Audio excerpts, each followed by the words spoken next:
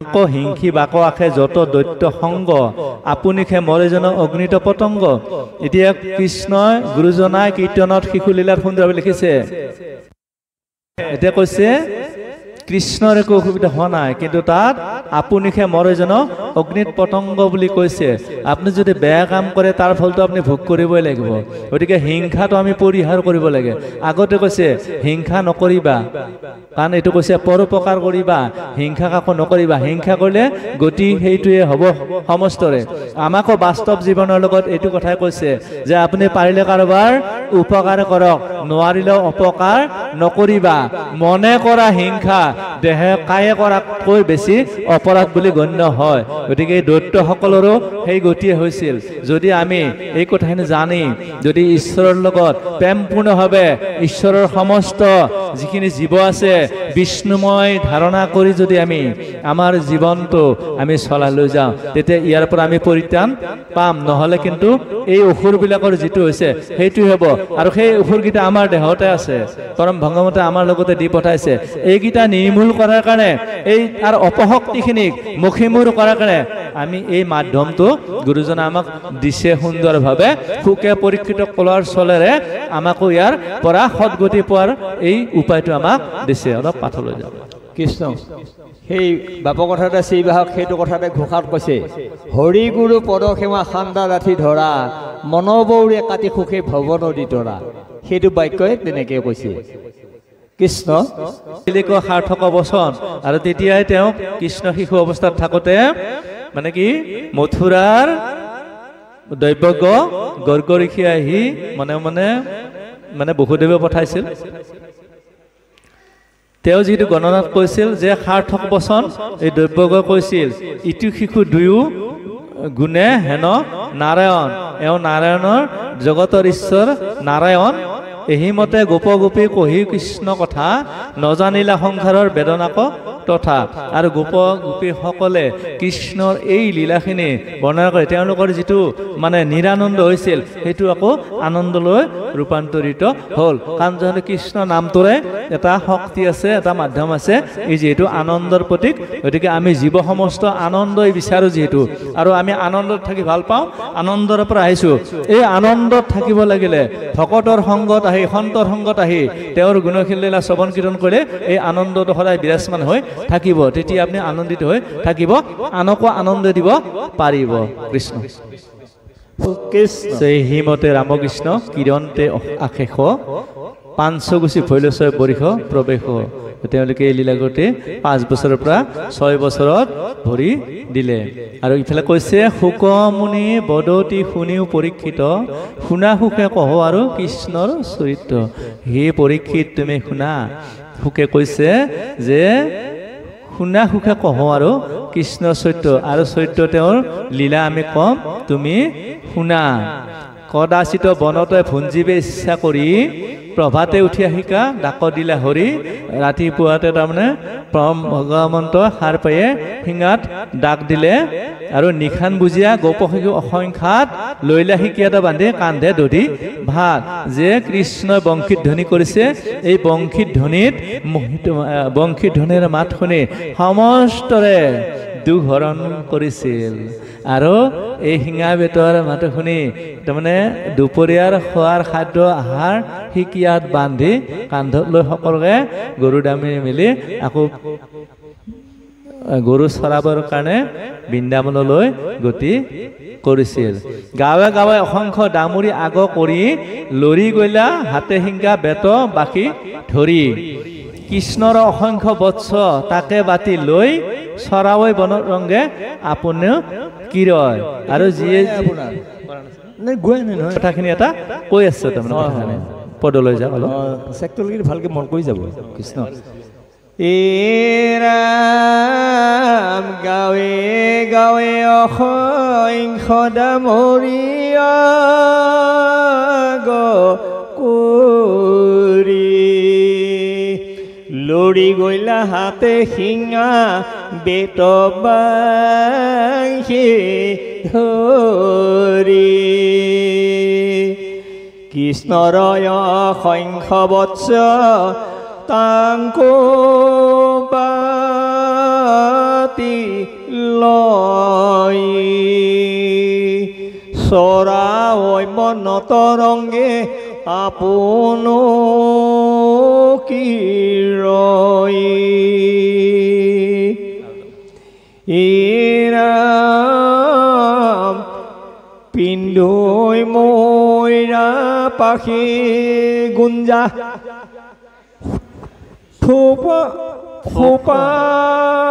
ফুপকা কি লয় কৃষ্ণ কয়া বৰি বৃন্দা বনে মলয় কেহকাৰ শিকিয়াৰ চুৰি কৰি আনি অজানৈ যে বেদুৰ কপে লাৱৈ মেলি কৃষ্ণ সমস্তে গায়ে গায়ে তাৰমানে অনেক দাম কৰি আগ কৰি লৈ শিঙা বেত মানে হাঁহি ধেমালি কৰি গৰুবিলাক লৈ গৈছে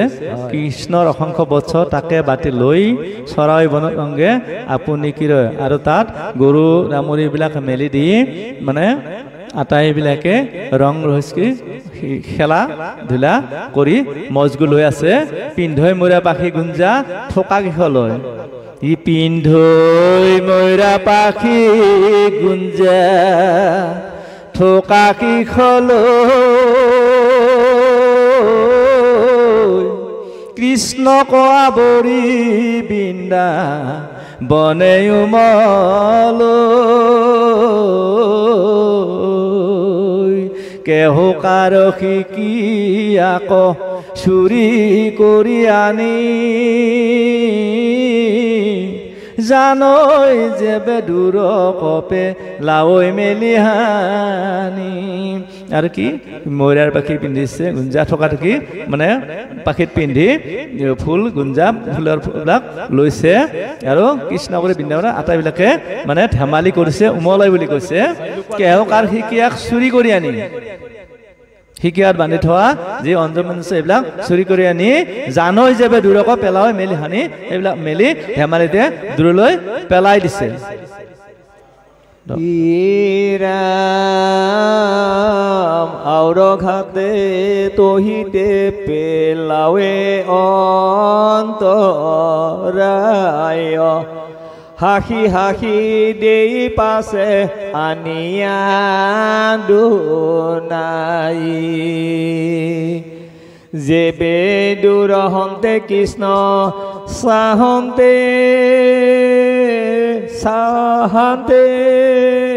বৎসক প্ৰতিজ্ঞা কৰি আছো লৰি কৃষ্ণ কৃষ্ণ আৰু গোটেই তহিবোৰ পেলাৱে অন্তৰায় বুলি কৈছে আকৌ যিবিলাক পেলাই আকৌ কোনোবাই আকৌ আনি আনি তাক ওচৰত দিয়ে হাঁহি হাঁহি দেই পাছে আনিয়া দুনাই এজনে পেলাই দিয়ে এইটো এটা আনন্দ ৰং ৰহস্য সৰুকালৰ শিশু লীলা মানে খেলা ধূলা যেবে দূৰ হন্তে কৃষ্ণ চাহান্তে বৎসক প্ৰতিজ্ঞা কৰি আছো লহৰি কৃষ্ণক তাৰমানে কি কোনোবাই আকৌ দৌৰি যায় পোনে আগতে কৃষ্ণক চুব পাৰে এই খেলাবিলাক খেলে আমাৰ যে চোৱাচুই খেলা খেলে খেল খেলিছে সেইটো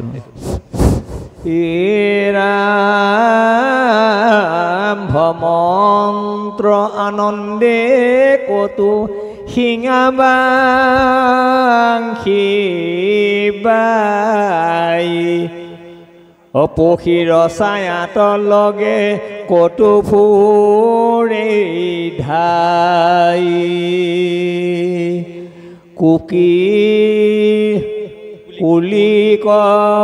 সুখী হাৰি কতো কুহু কুহু কৰে ভ্ৰমৰৰ লগে কতো কৌতুকে গুঞ্জৰি কৃষ্ণ সমস্ত তাৰমানে কি ভ্ৰমণ আনন্দতে ভ্ৰমণটো আনন্দে কত শিঙিয়াবাসী বাই পক্ষীৰ ছায়াৰ লগে কত ফুৰে ধাই পক্ষীবিলাকে যেতিয়া উৰি যায় তেওঁ ছায়াৰ লগে বেনু বাই তেওঁলোকে নৃত্য কৰি কৰি পক্ষীবিলাক যেতিয়া উৰি উৰি যায় তেওঁলোকে তেনেকে যায় কুলিক শিখাৰী কত কুহু কুহু কৰে এই কুলি চৰাইৰ মাতৰ দৰে মানে মুখেৰে তেওঁলোকে কুলিৰ সেই কুহু কুহু ধ্বনি উচ্চাৰণ কৰি ভ্ৰমৰ লগতে কৌতুকে গুঞ্জৰে ভ্ৰমৰ বিলাকে যেতিয়া ফুলবিলাকত পৰি গুণগুণাই থাকে তাৰ লগতে তাৰমানে ভ্ৰমৰাবিলাক খেদি খেদি তেওঁলোকে ধেমালি কৰি থাকে এইটো কৈছে তাৰমানে মানে কি যেতিয়া ভকত ভ্ৰমৰে যেনেকে মানে ভ্ৰমৰাৰ লগত তুলনা কৰিছে এই তেওঁলোকৰ যিটো নাম আৰু গুণ নহয় নে সেইটো গুঞ্জন কৰে সেইকাৰণে কৈছে এই নামটো ভ্ৰমৰাই প্ৰয়োগ কৰে সেই প্ৰভুমস্ত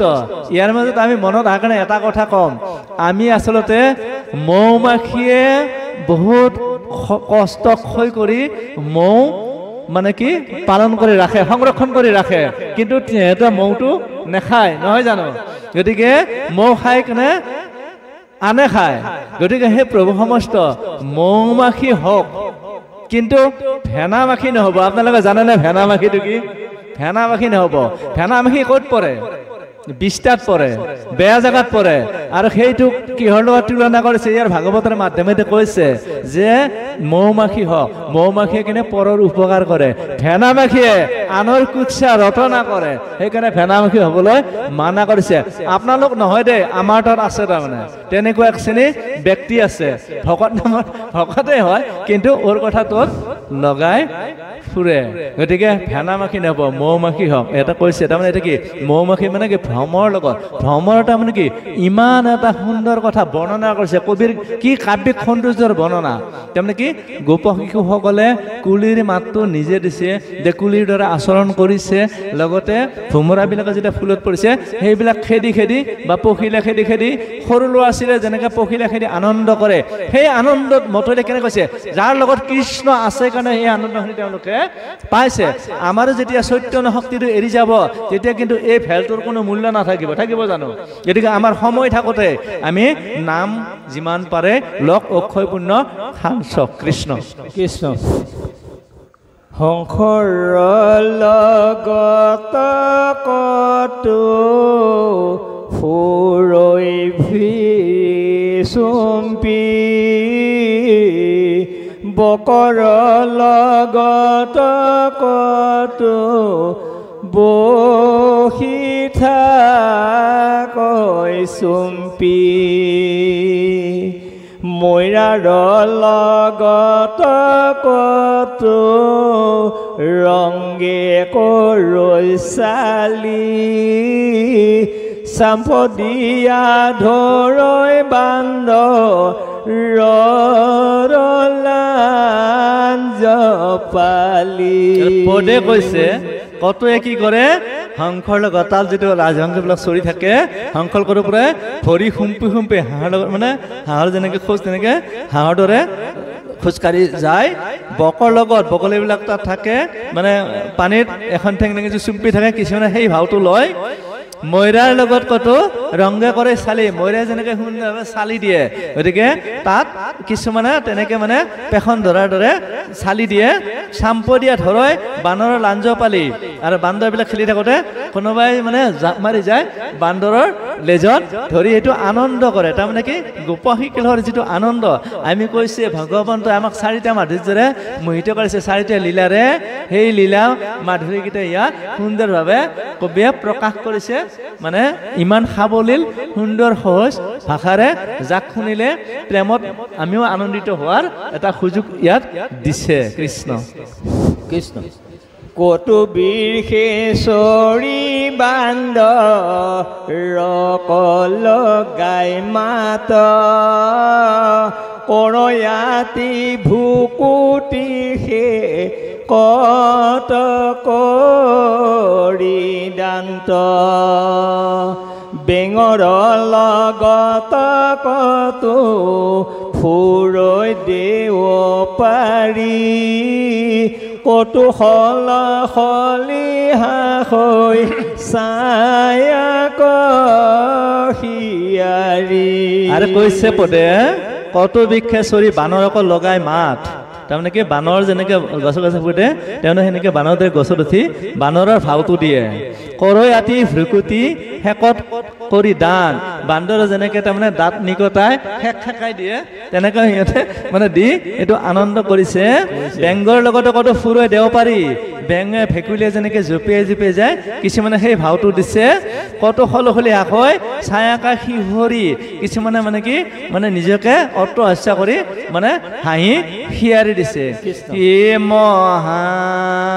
ভকতৰ যিটো পৰম দৈৱত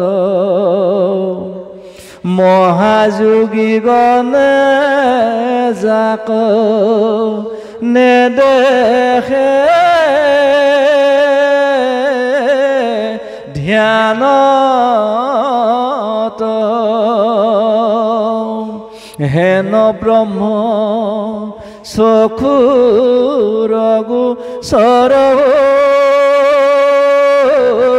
লাজাৰ কতনো বৰ্ণাইবু ভাগ্য বজ্ৰৰ যাৰ শিশুগণে মহাপুণ্য কৰি আছে কত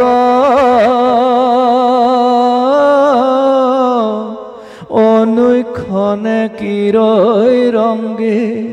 কৃষ্ণৰ লগত কি ক'লে মহাভকতৰ যিটো পৰম দৈৱত মহাযোগী জনে যাক নেদেখে ধ্যানত মহাভকতসকলৰ যাৰ সদায় আৰাধ্য দেৱ মহাযোগীজনে যাক ধ্যান কৰিও ধ্যানত নাপায় হেন ব্ৰহ্মচকুৰ যি মানে ব্ৰহ্মচকুৰ অগোচৰ ভৈলা জাৰ কটন বনে ভাগ্য বজৰ প্ৰজাৰ এই হেন নৰ মানে পৰম ভগৱন্তক যাক লাগি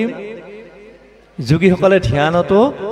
নাপায় সেই পৰম ব্ৰহ্ম জগতৰ ঈশ্বৰ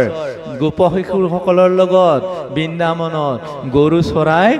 আছে কিমান মহাভাগ্য ব্ৰজবাসী সকলৰ আৰু ইফালে কৈছে শিশুগণে মহাপুণ্য কৰি আছে কত সেই যে ব্ৰজৰ শিশুসকল আছিল তেওঁলোকৰ পূৰ্ব জন্মৰ কিনো ইমান মহাপুণ্য আছিল অনুক্ষণে কিৰৰংগে কৃষ্ণৰ লগত যিয়ে নেকি জগতৰ ঈশ্বৰ পৰম ব্ৰহ্মৰ লগত তেওঁৰ লগত খেলি থাকি তেওঁৰ লগত একেলগে মানে শিকা খেলি ঘণ্টা খেলি যি আনন্দ কৰাৰ সুযোগটো পাইছিল কিমান পুণ্যৱান আছিল এই ভাৱক প্ৰভু সমস্ত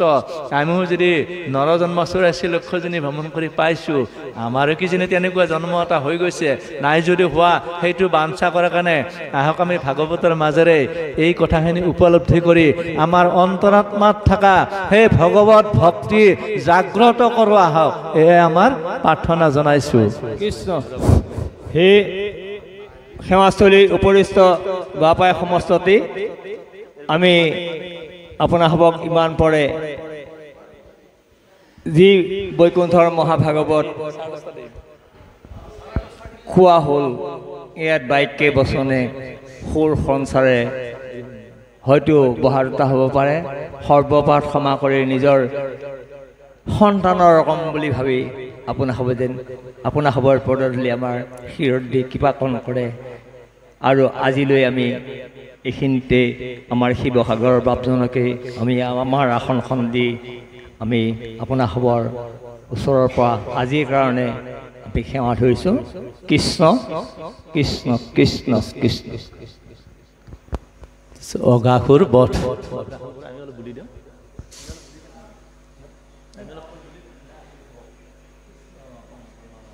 কৃষ্ণ হৰি অগাসুৰ বধ তয় অনন্তৰে কথা শুনি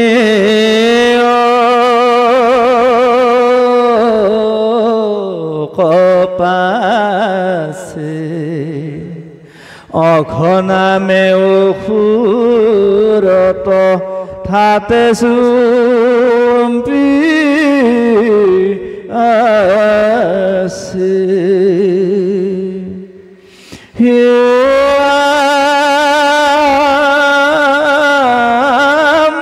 বক পুতনাৰ সিটো সুদৰ কনিষ্ঠ কংখে পাঞ্চিলে চিন্তি কৃষ্ণৰ নিষ্ঠ কৃষ্ণে সমে কিৰ দেখি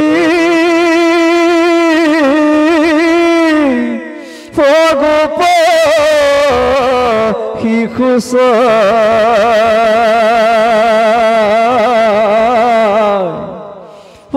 কত কত আখি মনে গুণে দুৰাখা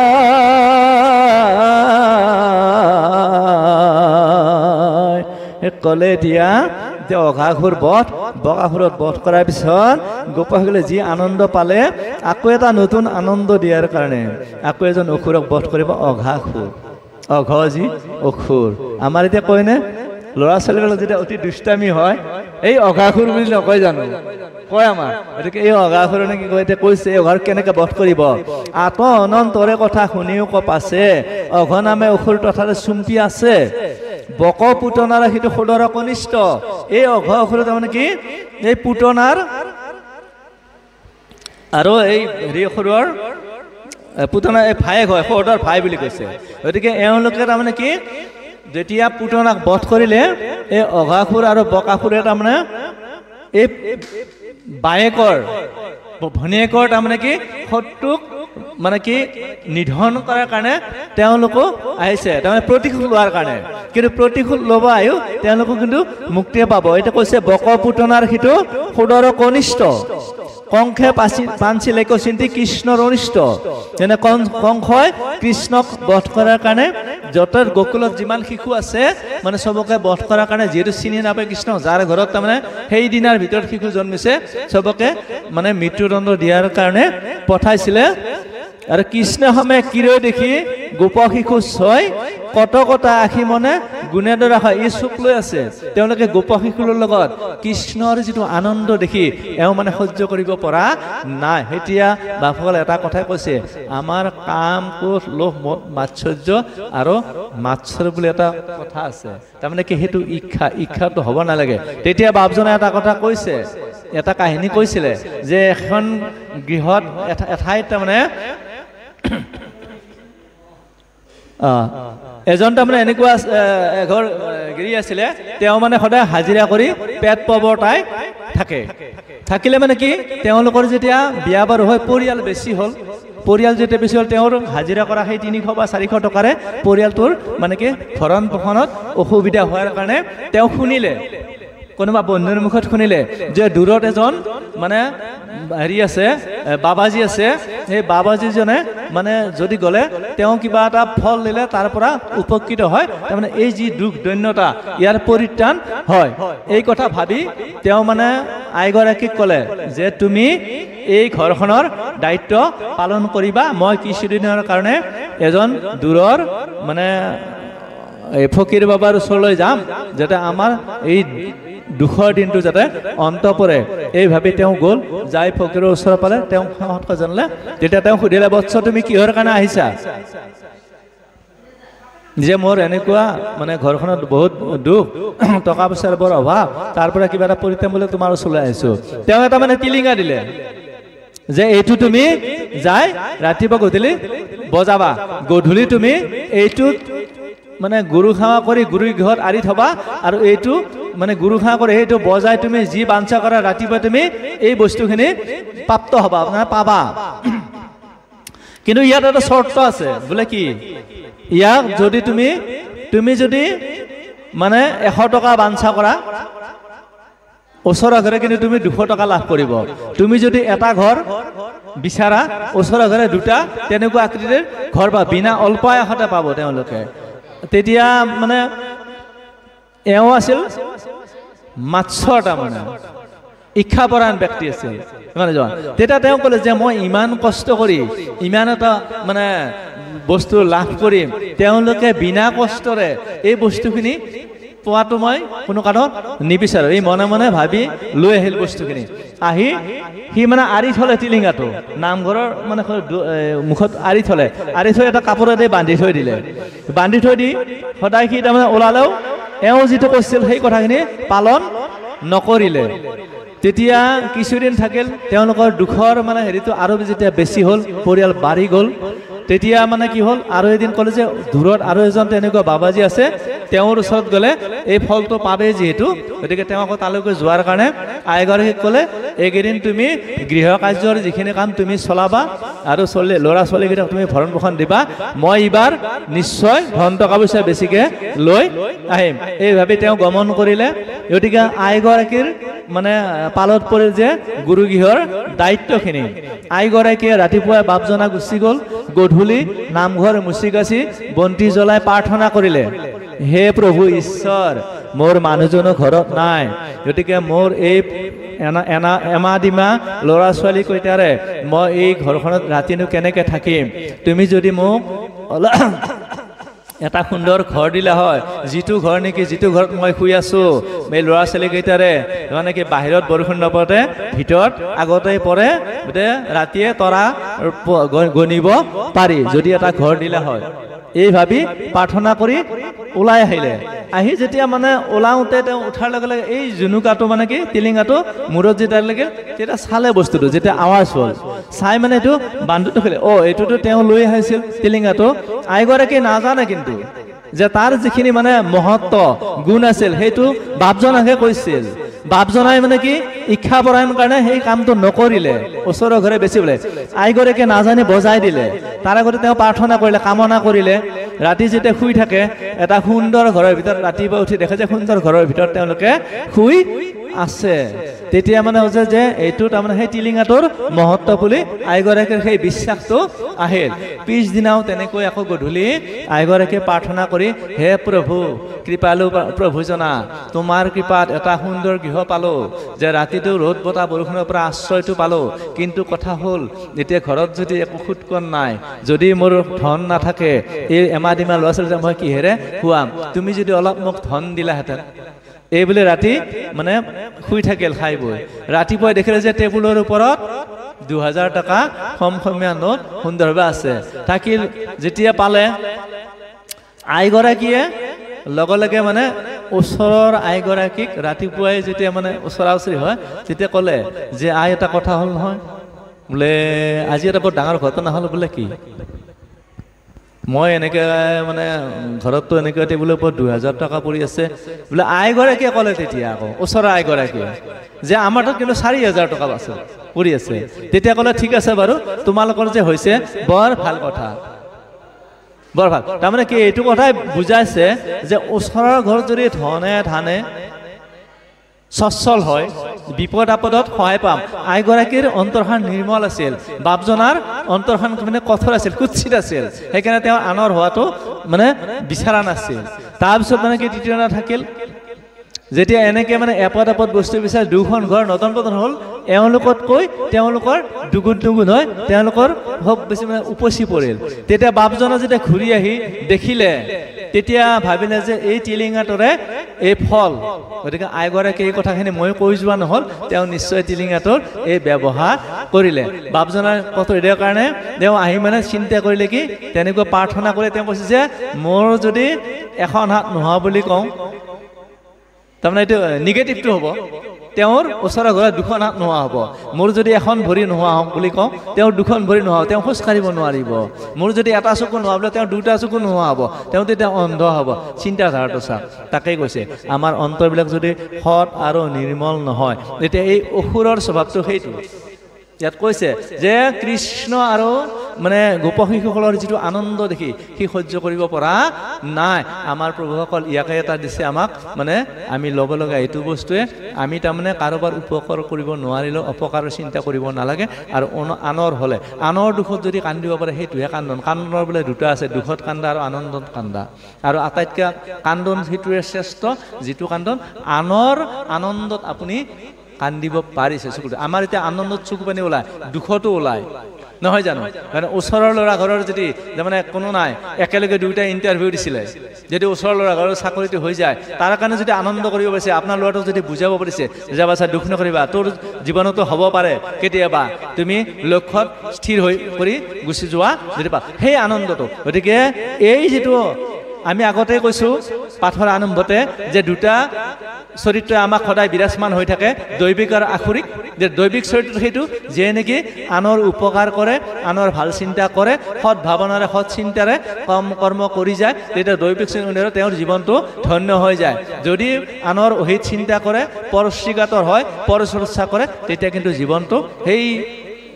অধমতিত হয় বুলি কৈছে আমি দুটা পদ বুলি আৰম্ভ শেষ কৰি দিম